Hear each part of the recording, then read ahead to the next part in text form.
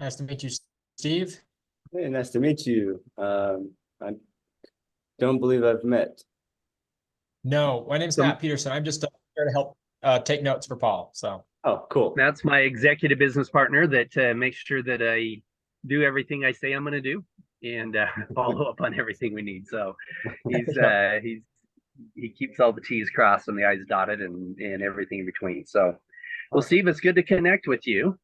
Yeah, absolutely. And I honestly I've been wanting to connect with you for a long time, and I felt like, oh, he's too busy. I don't want to bother him and interfere with what you had going on. So really grateful that you're taking the time right now to meet with me. So Well, um we have back to back podcasts and calls all day today. So I'm like, this is a perfect day. I'm set up with Wi-Fi and the camera, and so I can just get them all knocked out before Christmas. awesome. So, Well, so tell us more about you. You were the last. I was looking at our text string, and I'm trying to remember how we originally connected. yeah. So basically, Garrick and we connected over our launch party back in 2021, New Year's Eve 2021. And he was really impressed with our event and, wanted to connect. I was looking for a mentor about 6 months later, and I called the wrong Garrick, but it was actually him. And I was like, oh, you want to be my mentor? And he was like, yeah, absolutely. It was just kind of funny. And then he was like, hey, my dad, you, is basically he's working on this ranch out by Park City, and we were talking about a music festival out and doing a music festival out. Oh, that's right. That's right. So you were connected with him through the music festival thing that he was putting together at one point. Yeah. Um, Gotcha. so we got pretty far along in planning that and made some really great connections. It didn't work out this last year, but there was a whole drama that happened where we had booked Cheat Codes, which is like a DJ group. Um, and we had the dates, at this racetrack, the Utah Motorsports Campus, for August 18th and 19th. Well, apparently the Motorsports Campus undersold the contract to Nitro Circus and Nitro Cross without telling us. And then we were like, well, we could sue you, and we came to an agreement where we're like, um, basically we're going to partner up for this next year. They actually want to do a 3 to 5 year partnership. And the way it'll work is they're going to give me 50% off on the track, but I don't have to rent the whole track like they were originally making me do. So I'm just going to rent a portion of the track um, and host the festival there this year. But they said if for some reason it just really blows up and everybody wants to go, they're willing to give me the whole track for a profit share. So Hmm. that's the partnership agreement. And I'm pretty Gotcha. excited about it. So I Good, was, good, good. yeah, I'm really happy with the way things are going. I have an advisor now. His name's Aaron Peterson. Maybe you've heard of him. He actually works in real estate, a big syndicate type guy, syndicator. Hmm. And he really sees the potential. He's like, Steve, I don't get involved with businesses that I don't see as billion-dollar businesses.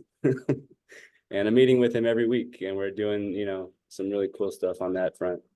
And then Fantastic. I got involved with a guy named Ryan. He's been doing Sundance for the past 19 years, running Hmm. events and coordinating things. He also does the Huntington Beach Fourth of July Festival every year, which is huge. So I'm really excited to have both of them on board, and I really want to make this festival work this year, in 2024. And I really want it to be something that, it's a for-profit festival, right? Um, but I want to somehow bring together the for-profit, deals and opportunities that stem from that together with nonprofits in the area and help support causes that I care about and that matter. Um, Hmm. and so I was actually really inspired by your video that you put out when you're Which talking. one? I was really inspired by your video when you're talking about how you had a charity gala where you invited Tim Ballard, kind of reluctantly, Did you right? did you watch the whole podcast or just Oh the yeah, one no, that was on social media? Oh, I watched the whole thing. gotcha. And I'm honestly, this is why I wanted to talk to you, because I'm like, man, there's so much that I didn't know. And I'm just so Yeah, grateful. yeah, there's a lot behind the story, and hopefully that's all water under the bridge now, and we can move forward and collaborate with a lot of good foundations, and that's what this world is not one where one person can just go save all the kids by himself. This is something we can all come together and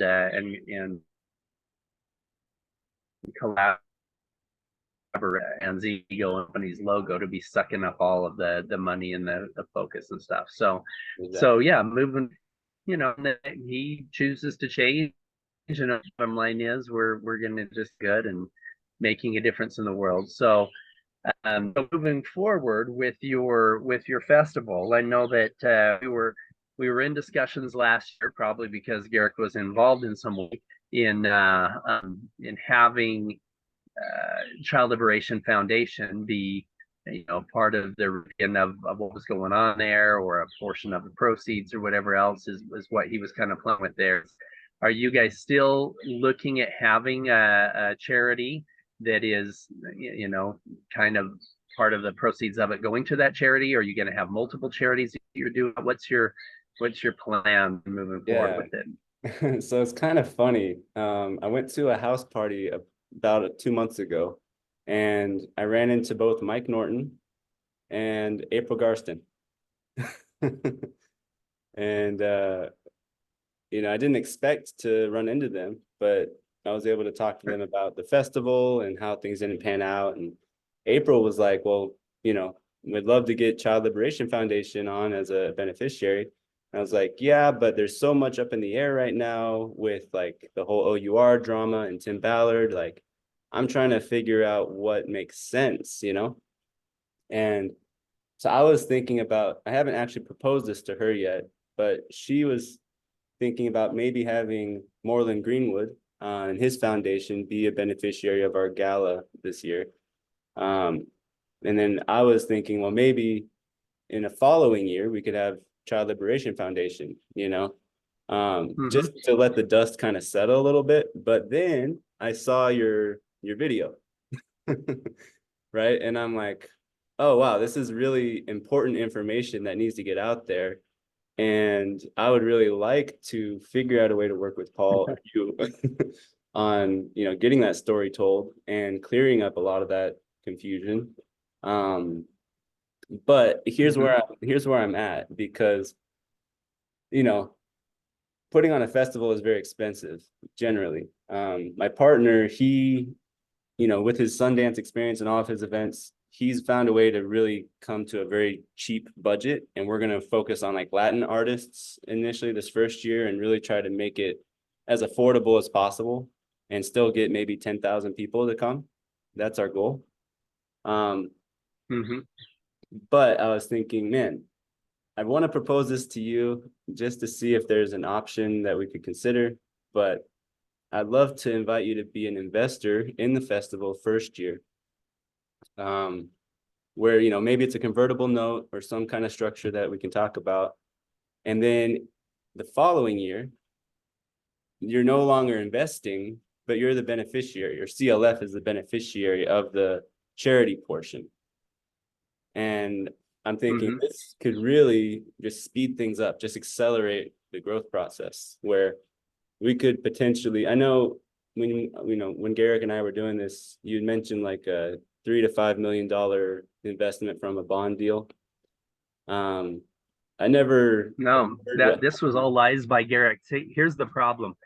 Garrick was pledging my money, and I never, ever, not once, did I ever commit to having anything as part of it. And so this was what was super frustrating in the beginning, is there was a lot of people that were thinking that I was just going to fund it and do this bond deal. That wasn't the bond deal wasn't mine. That was something Garrick was working on completely separate. And so yeah, that it was super frustrating. In fact, that's one of the things that created a big division with my wife and Garrick, she's like, you know what, there's little white lies and there's big $5 million lies, you know, Yeah, I mean, and you know, there's issues there when that's being thrown out that somebody's pledging my money, and I never ever have that conversation with them. And so, you know, that's my issue is this. I get approached every day. I could have 15 of these calls a day every day if we took them all,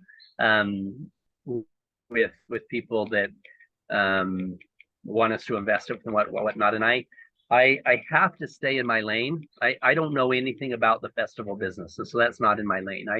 I every time I invest outside of my core competency, then I regret it later. And so right now, our 100% of our focus is in the healing space, is in building healing retreats, in expanding out the social footprint that we have with Liberating Humanity, of the Child Liberation Foundation. This is 100% of my focus. And so, yeah, I'm probably not a good fit for an investment in the festival itself. And especially, I'm not a fan at all of the millions of people that are out there that try to come to me and say, hey, Paul, if you invest in my for-profit here, then the nonprofit will come off of the back end and whatever else is a caveat. That's great. You know what? If you really have the heart and want to make a difference in this fight, then go build something successful, and then you know, help us raise the money for the foundation on the back end of that. But the caveat being, my investment on the front end to be able to receive something for the foundation on the back end is always a no-go.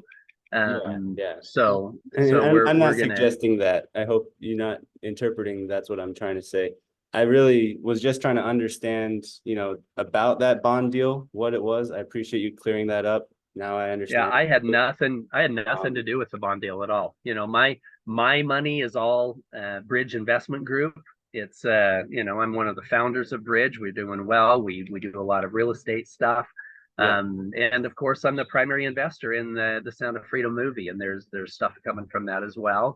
But I have no idea what he was trying to put together with that bond thing. Yeah. It was completely outside of my conversations with him. So if my name was brought into it as part of a bond deal, well, that was not true. Okay. Well, I really appreciate you clearing that up. And that's the only reason that, you know, we ended up switching to like another nonprofit to try to like, because I was like, oh, well, Paul's not interested in this anymore, right? And so I was like, okay, I guess we'll go to another group. That was Exodus, right? Well, we find out that the founder was crooked and she got arrested, right?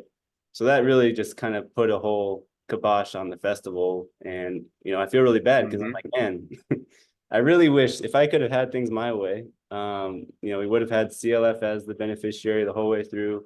We would have been able to raise the funds through, you know, the wonderful, generous contact list that you gave, and just be able to do that.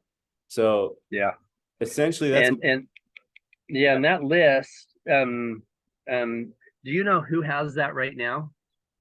it's just me and Garrick, as I understand. Okay. Garrick was not supposed to send it out.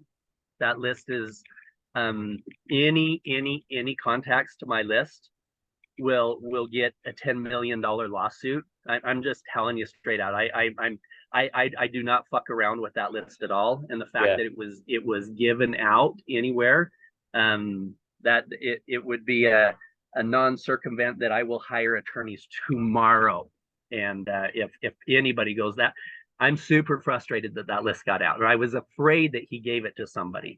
And I'm just telling you, we can work together with that to do things for the Child Liberation Foundation, but that should have never gotten out. And I'm gonna tell Garrick that's super serious, super serious. So I'm really embarrassed, Paul. I'm sorry. I really I'm pissed as hell. I'm not mad at you. I'm pissed as hell at Garrick right now. For number one, for telling people that the $5 million bond deal that he was working on had anything to do with me whatsoever. Number one. Number two, telling people that I was going to be, you know, the investor in the festival, which it was never my idea. It was 100% always his moving forward. And number three, that list is super private. And if anybody on that list, and I've got, these are guys who have invested in my fund. If they're like, wait a minute, how did I get an email from whatever else? Then that's super, super serious. So yeah, I'll tell you, I didn't go very far on that list. I called like 2 people, and I realized the same issue was going to continue if I continued calling, and that was, well, why isn't Paul investing? And I was like, oh wait. So I didn't really go down that road. I just want you to know that. Yeah. So don't worry about that. Oh yeah, I'm super. Yeah, I'm gonna have a little talk. I've already did. Garrick actually got kicked out of the house for shit like this. Oh, So wow. the rest of the story. So Oh, yeah, wow. This is very clarifying. Here's the thing. I knew that you and the other guys that were doing the work were the real deal. You guys know what you're doing, and you're a class act. I knew that he was doing a bunch of bullshit stuff with some piece of property he tried to get under contract and was going to get a bond deal against it, and all this, just I call it spaghetti finance bullshit, right? And I've been in the finance world for a long time, and that's not how you put money together. And so this makes me want to ask another thing, just if I can. Garrick mentioned a $60,000 investment from his neighbor. I think his name was John Smith. I would laugh if John's just a farmer that lives down the street. I doubt that John's going to put 40,000 into anything. John couldn't pay me the $600 for my cow that we were wanting to sell him. Right. Got it. So, got it. Okay. He had this whole weird like lie spun up where he's like, yeah, John gave me $60,000 in a check. I went to the bank and I put it in the night drop, and they said they lost it, and then I had to get Paul's night bag, and I'm like, what? And then he said he lost your night bag and that he put the check in your night bag. I'm like, that doesn't make sense, because then it goes to Paul. Like, why would you do this? So I don't even have a night bag. You haven't even heard of that? Okay, thank you. That just... Never even heard of it, and I don't even have a night bag. So whatever that is. Wow. So okay. Yeah. Anyway, here's what we need to do moving forward. Moving forward, when you have the details of the festival and everything put together, the Child Liberation Foundation is rocking it. I mean, we are all over the world. I've been speaking in different countries over the last few months because the movie did so well. Each time I speak, we raise at least a couple $100,000. Well, we have a $25,000 minimum when I speak that they have to donate to the foundation, but we're raising $50, $100, $200,000 each time and we're not even trying to raise. We just put the QR code behind me when I'm speaking, and people are like, oh, I want to be part of that. So it's super exciting what we're doing with the foundation. And you're right, there's still a lot of confusion in Utah. There's a lot of people that are butt sore because of what happened with Tim. So generally speaking, I'm not doing a lot of fundraiser stuff in Utah. We're doing everything in Miami and New York and overseas and Latin America, etc. So once you have something put together, I know there's a lot of good people in Utah that still love this cause, that are wanting to help out in some way that's not OUR. And so, when you have some things put together, I would love to get you together with our team and see how we can have some resources tied in together. Maybe I can come and speak at the event itself or whatever, and we could bring in. I've got some great high-profile connections with some people that may be a good fit as well. So let's look at doing all of that. Please stay away from my contact list on this or anything else, and until if we did have something where CLF was the primary recipient of an event, then we can relook at how to, because I only gave those things to Garrick. I said, listen, once you have the festival and you need some companies that are helping to co-sponsor it or whatever else, some of these guys are great. Just let them know that Child Liberation Foundation is recipient of the money that you're raising, and some of my people would love to help out, etc. So as long as CLF is the one that's the beneficiary, then we can explore ways to use my contact list to be able to make that happen. Cool. Yeah, I So- honestly, just to be fully clear, like with you, why we switched to Exodus, and it was mainly just I was under the impression that we were doing the Sound of Freedom Festival as a way to like, promote the movie, and that you were the main character kind of thing, and that's what I believed. And then when I learned more about the movie, that the movie was about Tim, I was like, oh crap, what am I getting into? Like, what if I'm promoting a festival? Well, here's the truth behind the truth behind the truth. Yeah. Technically, the movie's not about Tim. We took 8 different operations and a couple dozen operators and wove all of these different operations and operators into one storyline. Unfortunately, the whole world thinks it was Tim Ballard that did all that stuff. It wasn't. We got a lot of operators that were on the ground doing those operations that we put into the movie itself, right? And it's a movie, it's not a documentary, right? And so even some of the documentaries that he did weren't all about him. He was the only one that was public. So a lot of my operators who were, hidden heroes were the ones doing the work. We just had to have somebody telling the story. And so, having everything go to one man's ego and one company's logo was the worst decision we made. But the truth is those things really did happen. I mean, you saw the movie, the jungle scene at the end was not Colombia. It was Haiti. It wasn't Tim. It was me and Andy, right? And we didn't get shot out. Yeah. It was so there's a lot of things that were different in real life, but over time, I think that the truth will be known. Now that I've gone public, I've had over 400 million views on all the different podcasts I've been on in the last 5 months, and most of them are national, international. They're not Utah based because I'm staying away from the whole Utah centric bullshit that's going on because of Tim and OUR, etc. But there is some value there, and when you get to the point where you've got your what I don't want any of my investors to be some of your do or die investors up front. Once you have your title sponsors in place, once you've got all of that it's ready to go for sure, and then you need just some more guys that could throw some more in to showcase their name as people that are helping with the foundation that is benefiting the Child Liberation Foundation, then we can look at some of those contacts that are there. But let's look at that, whether that's the one that you're doing this year, one that you're doing next year, whatever else. I'm happy to re-explore what that looks like when you have some things put together. Cool. Well, I do have a really cool concept that I think you'll be a fan of, because of your whole wellness retreats and what you're doing there. So there's actually there's a book that my wife is reading right now called Letting Go by Dr. David Hawkins. Really powerful book. And if you don't mind, I just want to read this little excerpt from him where he's talking about loneliness and these things that affect, basically turn people into these pimps and stuff kind of as a way. So like many mechanisms of escape are faulty, stressful, and ineffective. Each of them requires increasing amounts of energy in and of itself. Enormous amounts of energy are required to keep down the growing pressure of the suppressed and repressed feelings. There is a progressive loss of awareness and an arrest of growth. There is a loss of creativity, energy, and real interest in others. There is a halting of spiritual growth and eventually the development of physical and emotional illness, disease, aging, and premature death. The projection of these repressed feelings results in the social problems, disorders, and the increase of selfishness and callousness characteristic of our present society. Most of all, the effect is the inability to truly love and trust another person, which results in emotional isolation and self-hatred.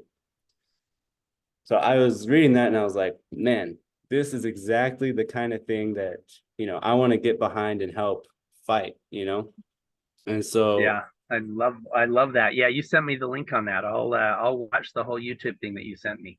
Thank you. And so Yeah, the that's whole awesome. the whole thing with the pimps is like, how do we rehabilitate them, right? And I want to understand what you're doing currently, and maybe talk about how I think Bash might be able to help in some of that facilitation though. Yeah. The focus of liberating humanity is the bigger picture. We've got the Child Liberation Foundation focused on eradicating child trafficking, but how do we really eradicate that? We've got to take away the demand. We've got to heal the people who would be trauma transfer people. You know, the people who were abused when they were children in their own homes, that are growing up with all this anger and frustration and anxiety and depression and hatred. And if we can help them heal before they pass that trauma on, then we're going to save millions of children. Yeah. And you know, that's the thing. Now realize this: I know I'm not a pedophile sympathizer. I put my life in oh, I lost my camera there. Put my life in danger to ensure that these guys never hurt innocence again. But if we could go back 5 or 10 years before they ever cross that line and help them heal before they ever hurt another human being, that would be a miracle. Yeah. I mean, what is it that draws them in? Like, have you looked into that much? I'm sure you have, but. Oh, absolutely. You know, somebody doesn't grow up and at 40 years old decide they're going to go rape kids in Colombia. The problem is this: literally 1 in every 5 men that you know have been a victim of sexual violence at some time in their life. That's a huge number. And most of them, it was when they were kids. 1/4 of them, it was under the age of 10 years old in their own homes. And we ask, well, how does that affect it all? Well, here's what happens. Men, unlike women, when, you know, some women, there's a lot more women talk about it. Men are like, oh, I don't want to talk about that. You know, this thing might happen to my uncle, you know, when I was 8, and, you know, make me less of a man if I talk about that. No, it won't. You were 8. That was a horrible thing that happened from a man who was dealing with a lot of shit. Doesn't justify it, but that doesn't define you, right? It doesn't define you today. And if we can help men, just talking about it takes the chances of them ever passing that trauma on down to very, very low. If they don't talk about it and they hold it inside, then 1 out of every 3 of them, it comes out in them becoming contact offenders, as in physical, verbal, or sexual abuse of a child. 1 in 3. So 1 in 3 pass it on. Yeah, it's crazy high. And so we've got this epidemic with millions, hundreds of millions of men who were abused as children, who don't want to talk about it, who hold it inside and allow it to come out. You know, and if it doesn't come out in abuse of kids, it for sure comes out in other unhealthy behaviors. Most of them, it's unhealthy sexual behaviors. You know, guys will grow up and they'll be like, okay, they'll sleep with every girl, they'll cheat on every wife that they have because they're trying to prove to the world that they're not gay. Why? Because it felt good when they were 8, when they were with their uncle, right? And so all this bullshit happens because of this trauma that we're holding on to. We've got to figure out how to help people release it and come back into a positive state of power in their life, and not allowing that to define them. So that's really what the bigger picture is and what I'm trying to create. We're saying, okay, you know, with the people have seen the movie, now I have your attention. Now let's talk about this. Where's it coming from? How do we really fix this? We fix it with a bunch of undercover guys in Latin America? No. We fix it by having these conversations. And that's how we're going to truly eradicate trafficking. And Garrick, you know, maybe he wasn't supposed to tell me this, I don't know. But my understanding is the retreats are focused on using psilocybin, or what is the... No, we're doing a handful of different modalities. Here's what we have found. The psychedelics, you know, thrown under the bus in the late 60s by President Truman, we've been taught our entire life that they're as dangerous as cocaine. The truth is, psilocybin and others are less dangerous than table sugar. Yeah, Nixon would control the hippies and the black. Yeah, exactly. Well, the problem is that, I mean, there's never been a case of overdose. There's never been a case of addiction, and the ability to use these altered states in helping people work through their trauma, you can get 10 years worth of therapy in 24 hours. I've seen it hundreds of times. I'm a master facilitator. We've hosted and facilitated over 50 guided meditation, plant medicine healing experiences. Now, in answer to your question, not all of the healing retreats are plant medicine based. We are using a lot of alternative therapy. You're using, you know, breath work seminars and guided meditation focus and you know, sound bowl healing, etc. But as a general rule, the massive wake up call, the massive new dendrite connection to your spiritual self, and your reprocessing things that happened in your past is so effective when using psilocybin and some other things. I'm not a Like fan whatsoever of MDMA, right? somebody just yeah, MDMA should be, so that comes from a plant called sassafras. Sassafras is a tree, and MDMA should be decriminalized by the FDA within the next few months, and psilocybin within the next year, which is huge. We already have a lot of states that have already decriminalized it, but if we can legally start using these tools, I'm not a fan of everybody going and getting on a mushroom high and seeing stars and whatnot, but when used with a trained facilitator that understands how to help people work through their whatever, it is magic. Yeah, I mean, So I can relate to that. Both the breath work and the plant medicine. Like my sister, she's a yoga instructor, been doing it for over a decade. She ran me through a breathing exercise where I actually, hey Nana. it's like you get a DMT release from it, huh? Yeah, and it was actually Super really effective. strange. I had a vision. I know that sounds crazy coming from a Mormon, but I had a vision of like my energy in front of me. Like it was circular, and it had a ring around it. And it was kind of like wobbling back and forth. And as she got to calm my breathing more, it centered and it ran in this direction. And I just thought that was so interesting. It's like a gyroscope of my energy right in front of me. That's awesome. It was That's cool. awesome. Well, and in terms of the LDS view on things, there's nothing in DNC 89 that says you can't use mushrooms and whatnot. There's, in fact, it just says that you can't do things that are illegal. And so we took a group of active LDS bishops and doctors who were also LDS. But so we took some doctors and some active LDS bishops to Jamaica last January, and had them their first psilocybin journey experience, and was miraculous because the church doesn't have anything negative to say. They just say, people think that the word of wisdom is don't do anything that's mind altering, because alcohol is mind altering, and in some ways caffeine can be, and whatnot. But the truth is there's nothing in there specifically that talks about that. And when used in working through some of your trauma, in fact, if you read the book, the Immortality Key, they actually talk about how a lot psilocybin they have a lot of proof that psilocybin was used in the early Christian churches as part of the sacrament, because of its ability to open up the pineal gland and have a connection to the spiritual side of everything around you. And there's a whole bunch of history on that of people that, in fact, there are some people, some people in the church would say this blasphemous, but there's a bunch of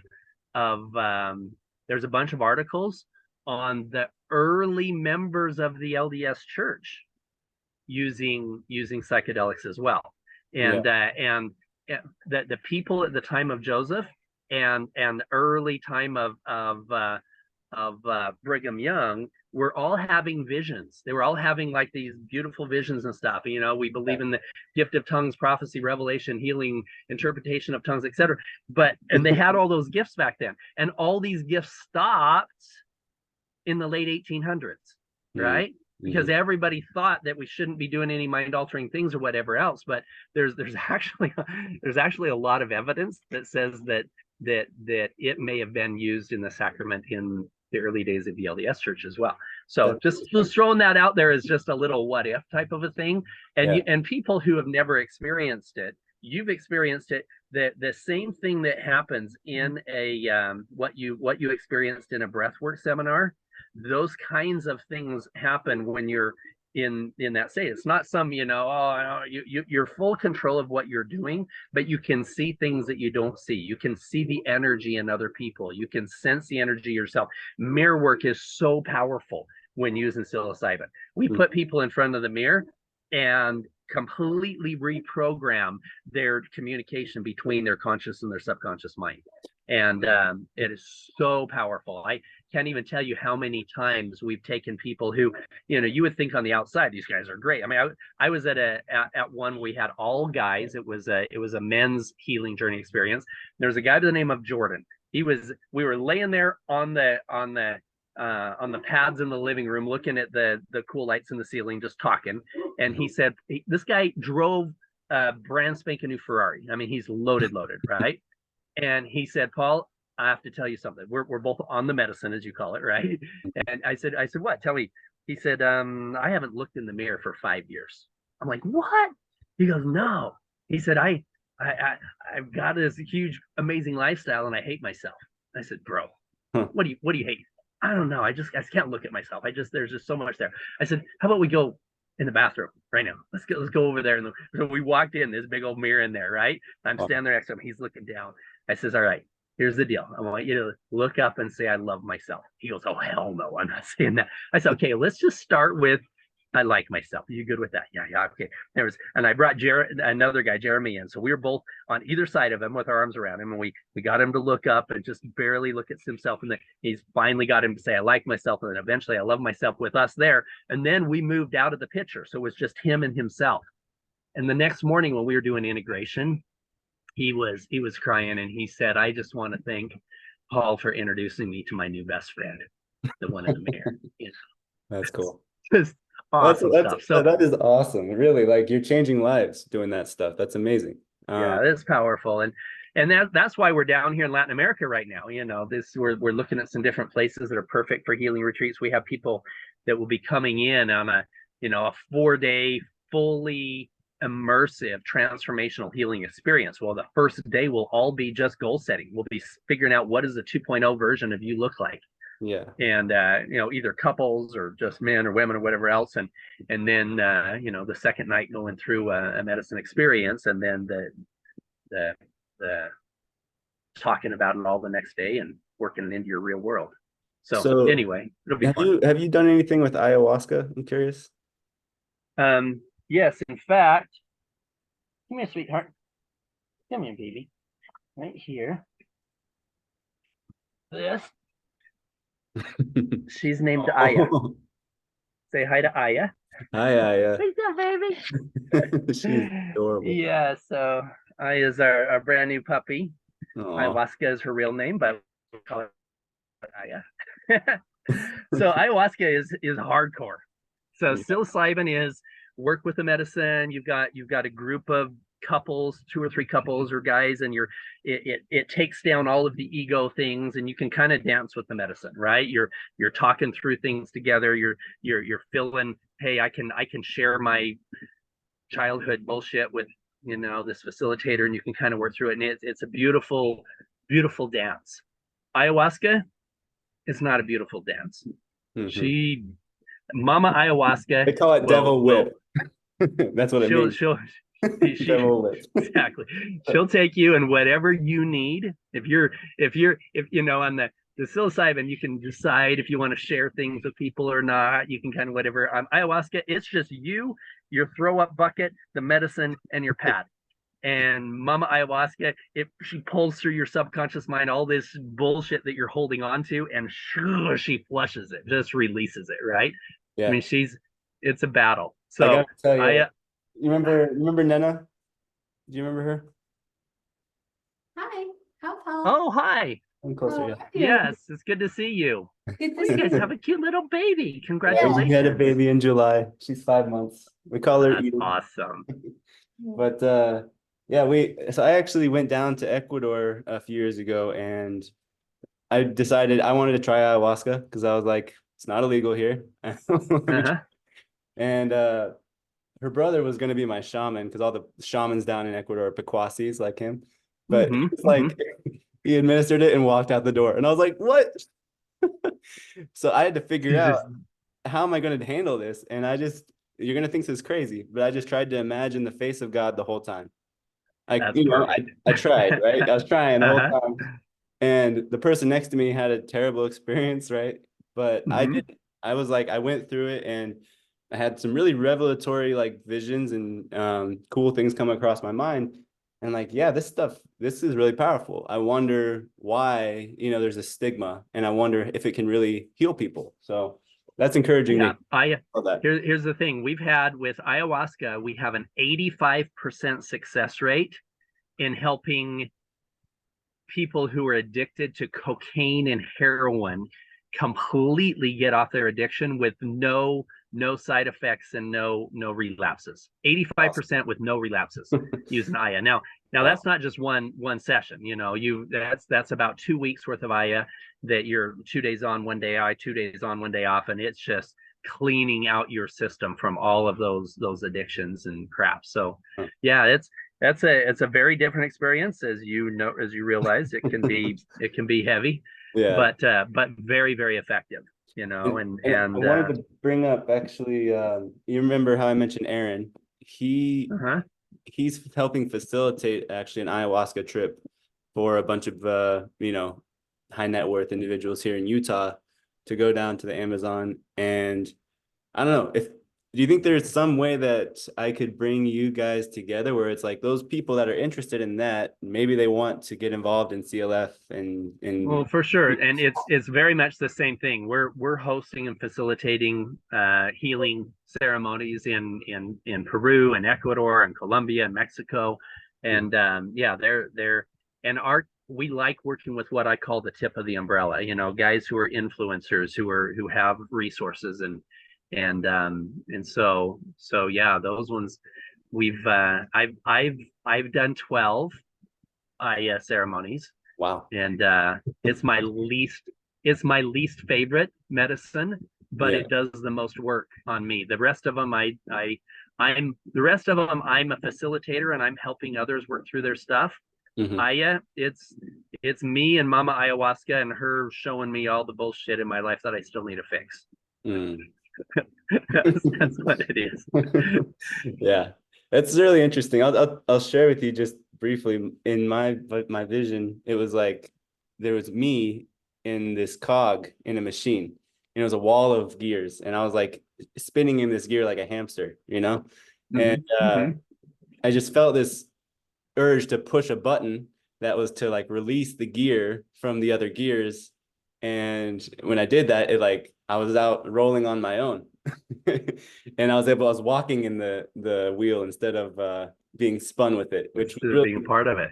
yeah, That's which was really cool. cool.